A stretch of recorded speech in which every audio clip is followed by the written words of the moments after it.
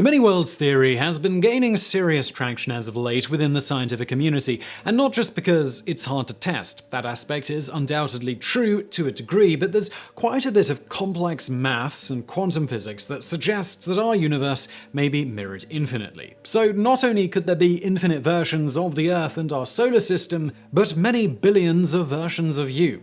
And it probably won't surprise you to hear that there are many urban legends involving visitors as well as accidental traversal from and into alternate realities. In today's video, 10 intriguing, if dubious, urban legends of accidental dimensional travel to make you wonder, what if? But just before we get into the video today, I do want to say that the author of this video is a friend of the show, Eric, and he's actually written a full-on book which is called Mind's Horizon.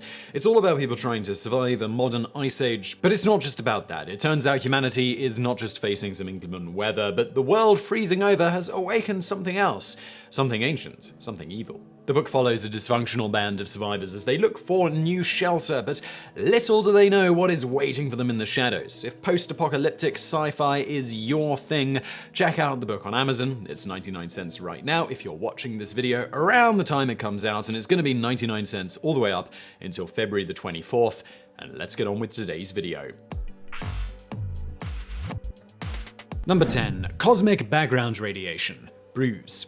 Okay, this is more scientific theory than urban legends, but the theory was laughed out of scientific circles until very recently. In a study submitted to monthly notices of the Royal Astronomical Society, Rory Mackenzie argues that the massive cold spot in the cosmic background radiation map couldn't have been created through natural events and is unlikely to be a statistical fluke. The opposition argues that this cold spot is merely composed of galaxies that are simply less dense than others seen in the map. But Mackenzie found that galaxies are just as dense in the cold spot as they are in the surrounding areas. So believe it or not, the next best theory is that the cold spot is a bruise of sorts left over from when our universe collided with another one. And that leaves us wondering what sort of chaos might have ensued from such a collision. Would the ramifications be felt throughout time and space? Number 9. The Man from Taured. This is perhaps the most famous legend of an interdimensional traveler. The story begins on a hot day in 1954 in Japan as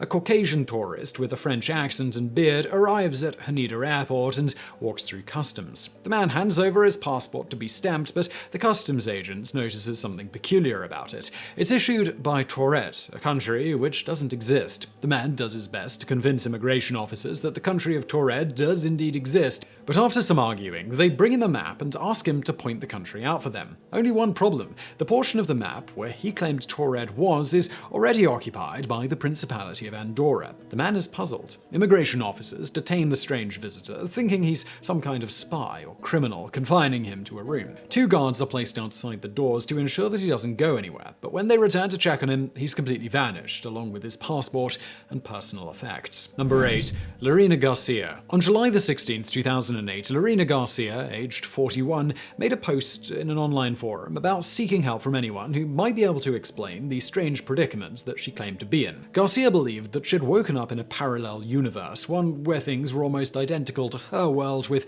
a few notable exceptions. When she woke, her bed sheets were different than they had been when she'd gone to bed. Garcia didn't seem too concerned with this and went on with her day. She didn't notice that things were really different until she went to work. It turned out that while she still held the same job that she remembered, it was in a different department, and she reported to a director that she'd never met prior to that day. She told her boss that she wasn't feeling well and went home. Garcia had herself checked out for drugs or alcohol, and that came back clean. When she got home, she went through all of her documents, checking newspapers, the internet, everything. Everything was the same as before her jump, all save for one thing. In this new reality, she was with an ex-boyfriend that she hadn't been with for some time. And what's worse, the boyfriend that she'd been seeing for 4 months was nowhere to be found. It was simply as if he didn't exist at all. Garcia knew his address, where his son studied, everything, yet there was no sign of him. Lerina reached out to a few people on the forum where she posted her original story, asking for correspondence with anyone that might have a similar story to hers, but well, no one came forward. Number 7. The Fading Sandbar. Our next story was featured in the September 1956 issue of Fate, a magazine devoted to paranormal phenomena. Miriam Golding and her fiancé were riding an elevator in Chicago. The elevator was so crowded that when the doors opened, she couldn't push her way through them, losing her fiancé in the commotion. When she looked around, she wasn't in an elevator at all, but in a train station. It was an enormous railway station, and its patrons seemed to be unable to see her. Amid the confusion, Miriam noticed that there was a little boy who looked just as confused as she was, who the patrons of this strange train station were also ignoring. The two found their way out of that place, emerging into a mild, sunny summer afternoon rather than the cold chill of fall in Chicago.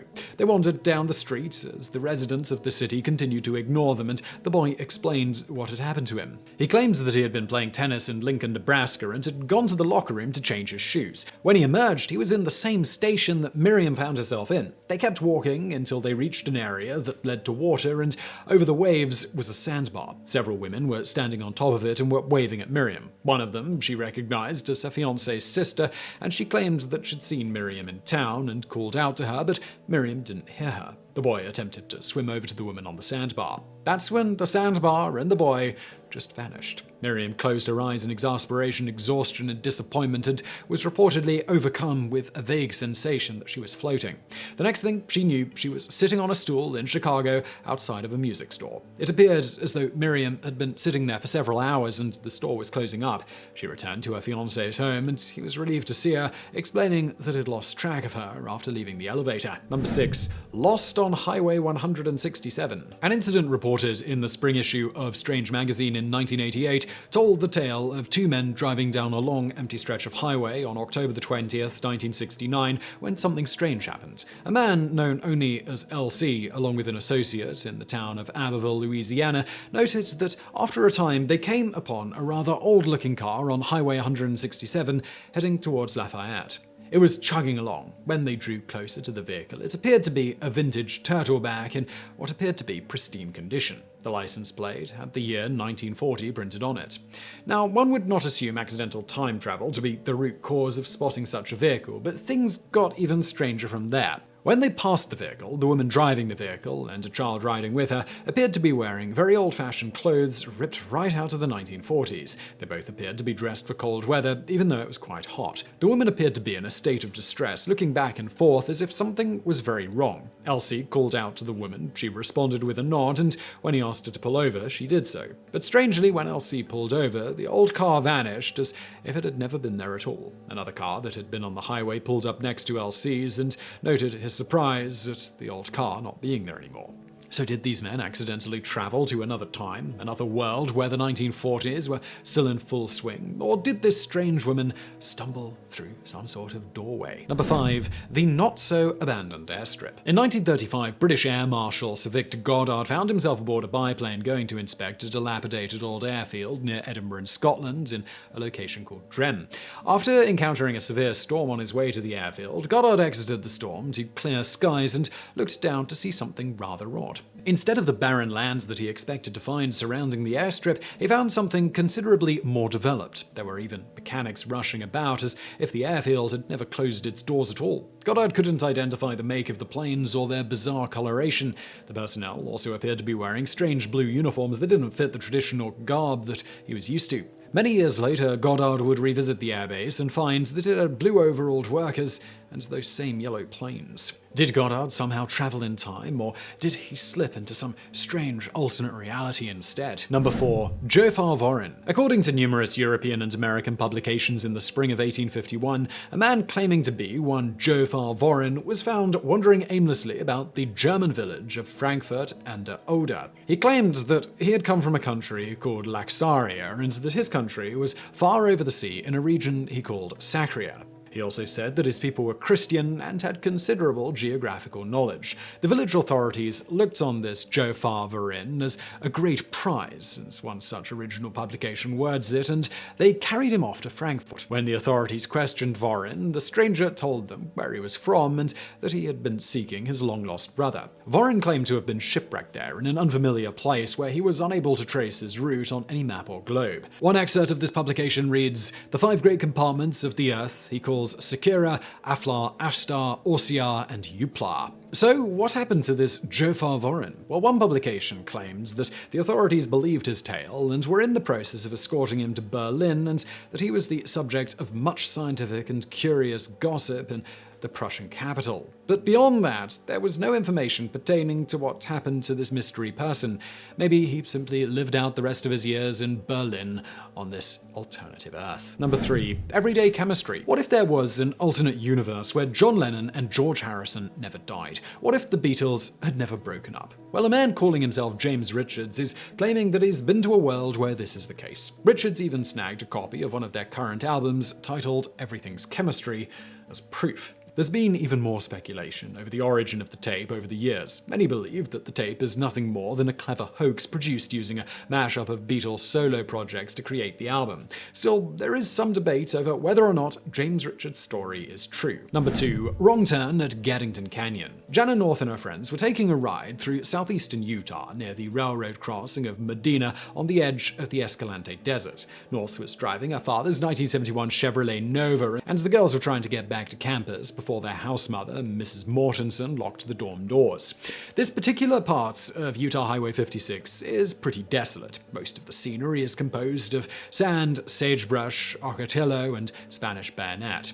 The red sandstone bluffs feature prominently in the northern horizon. The girls were happy to find the Union Pacific Railroad crossing at Medina, but after crossing the railroad, Jana noticed something odd. 2 sets of blacktop highway extended off into the desert, one heading to the southeast and the other heading northeast along the canyon country. The road looked inviting to Jana. Thinking this would be a more direct route, Jana took it, but 30 minutes later, she'd find herself slamming on the brakes when encountering a dead end in the form of a massive rock wall. The girls chastised her. There was no way they were going to make it back to the dorm before Mrs. Mortensen locked the doors. Jana turned around and tried to trace her path back to Highway 56. At some point in the drive, the black asphalt transformed into a road composed of white cement.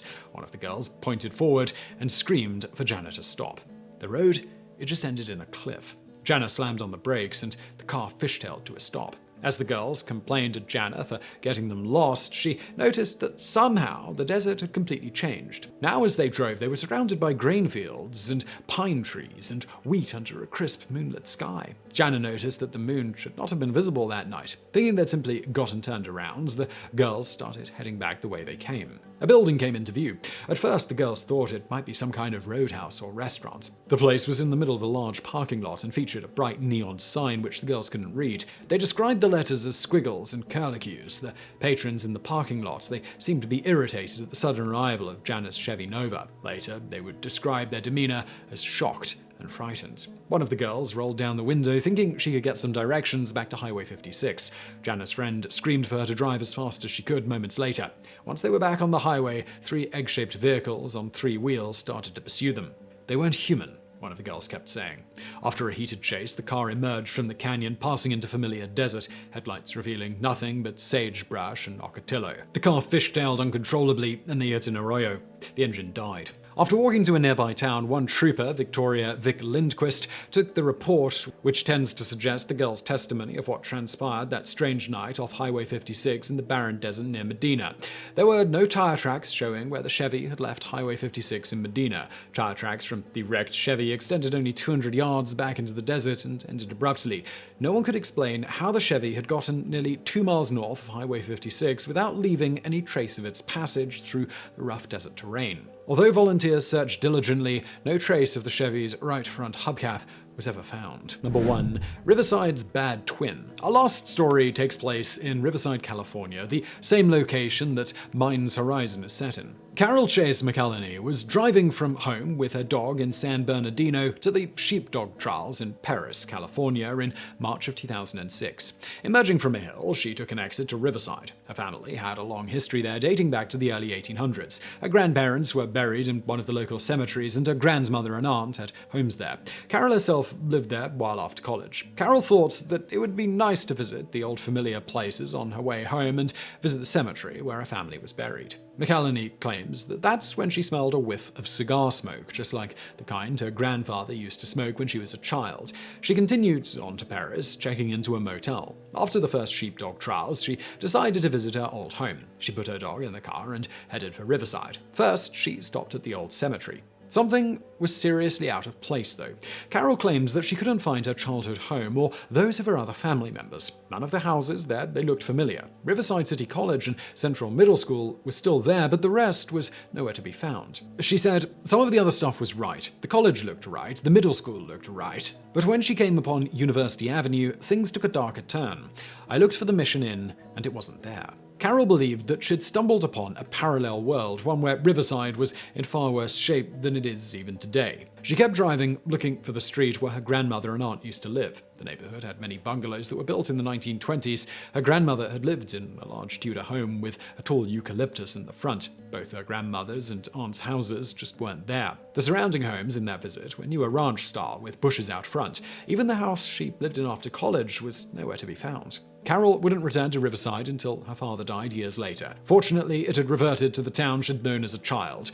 She never encountered the alternate version of Riverside again. So I really hope you liked that video. If you did, please do thumbs up below. Also do subscribe, and please do check out Eric's book, Mind's Horizon. I'm going to link to that below. And thank you for watching.